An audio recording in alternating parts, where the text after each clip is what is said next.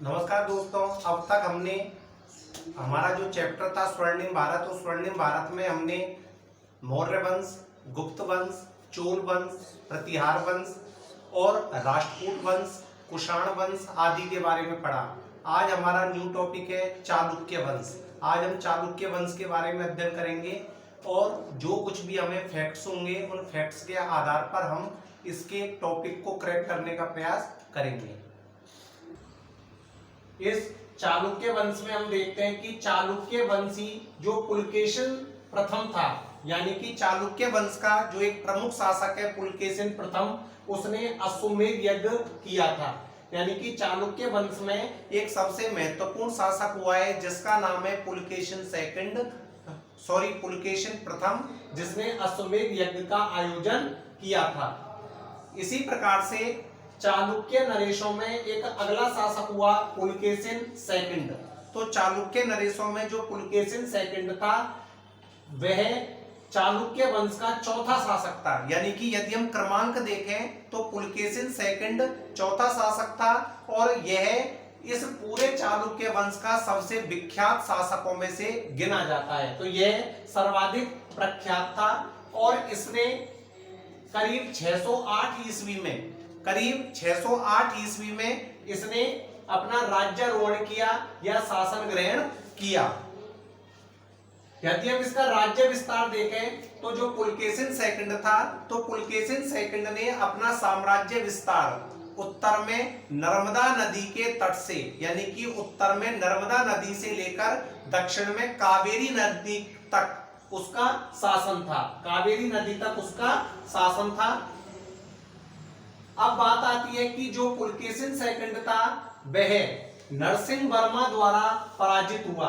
Pulakeshin second जो था वह नरसिंह वर्मा द्वारा पराजित हुआ था। कौन सी ईस्वी में? 642 ईस्वी में। यानी कि 642 ईस्वी में जो पुलकेशिन सेकंड था वह पल्लव वंश का शासक था नरसिंह वर्मा, उससे पराजित हुआ, नरसिंह वर्मा से पराजित हुआ। इसी प्रकार से हम देखते हैं कि चालुक्य वंश में एक शासक हुआ है जिसका नाम है विक्रमादित्य, जिसने तो जो विक्रमादित्य सेकंड था, यानी कि इसने विक्रमादित्य सेकंड है, यानी कि विक्रमादित्य की उपाधि धारण करने वाला ये दूसरा शासक है चालुक्य वंश का। तो विक्रमादित्य सेकंड ने 973 ईस्वी में राष्ट्रकूट नरेश को परास्त किया। यानी कि राष्ट्रकूट नरेश को परास्त किया, वह कल्याणी को अपनी राजधानी बनाया। यानी कि इसने राष्ट्रकूट नरेश को परास्त करके कल्याणी को अपनी राजधानी बनाया और एक नए चालुक्य राज्य की स्थापना की। तो देखिए, हम निचोड़ के तौर पर देखें कि जो चालुक्य वंशी पुलकेशिन प्रथम था उसने अश्वमेध यज्ञ किया। इसी प्रकार से जो चालुक्य वंशी द्वितीय शासक था, यानी कि पुलकेशिन सेकंड था, पुलकेशिन सेकंड को जो पुलकेशिन सेकंड था उसको पल्लव नरेश नरसिंह वर्मा द्वारा परास्त किया गया था। और इसी प्रकार से जो चालुक्य नरेश विक्रमादित्य सेकंड था, विक्रमादित्य सेकंड ने राष्ट्रकूट नरेश को परास्त किया और कल्याणी को अपनी नई राजधानी बनाया और नए चालुक्य राज्य की स्थापना की। जैसे हमने अभी देखा था कि विक्रमादित्य की उपाधि धारण करने वाला जो दूसरा शासक था वो ये है विक्रमादित्य सेकंड। इसी प्रकार से विक्रमादित्य 6, यानी कि छठे नंबर का जो विक्रमादित्य शासक था, जिसे विक्रमांक के नाम से भी जाना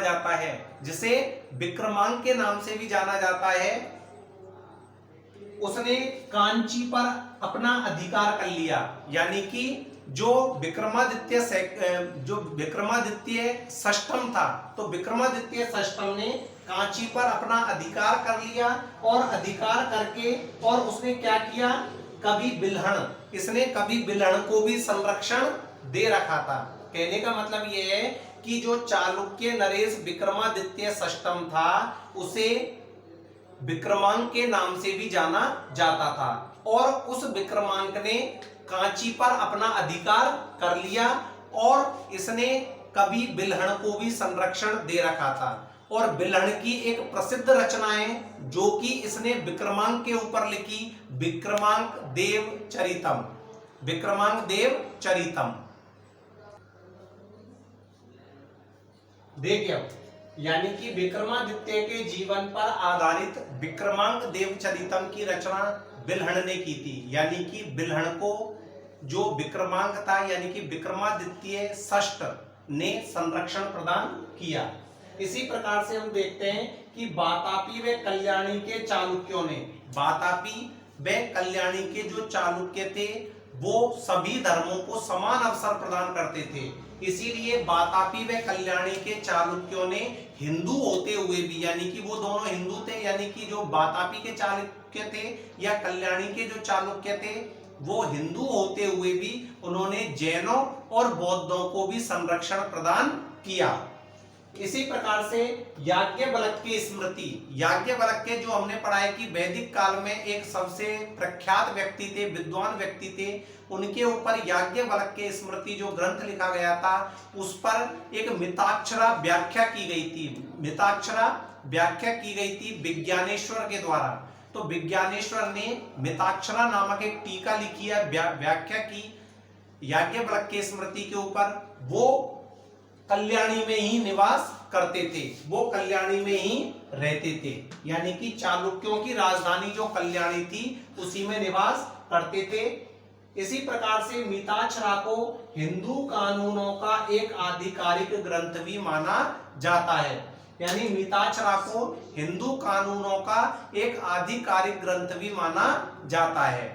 अब यहाँ पर हम एक सबसे महत्वपूर्ण बात ये देखते हैं कि जो मिताक्षरा है उसको हिंदू कानूनों का सर्वश्रेष्ठ या आधिकारिक ग्रंथ माना जाता है, क्योंकि यहाँ पर हम देखते हैं कि जो याज्ञवल्क्य स्मृति है उसके जो यानी कि मिताक्षरा जो टीका लिखने वाले विज्ञानेश्वर थे वो जब कल्याणी में शासन करते थे तो जो कल्याणी के चालुक्य थे वो सभी धर्मों को समान अवसर देते थे, और समान अवसर देने के साथ ही जो विज्ञानेश्वर था उसने जो टीका लिखी वो हिंदी के आधिकारिक ग्रंथ के रूप में जानी जाती है। इसी प्रकार से यदि हम अदर क्वेश्चंस देखें इसके, तो अदर क्वेश्चंस में जैसे हम देखेंगे विक्रमांक की उपाधि किसको दी गई थी, तो विक्रमांक की उपाधि दी गई थी विक्रमादित्य षष्ठम को।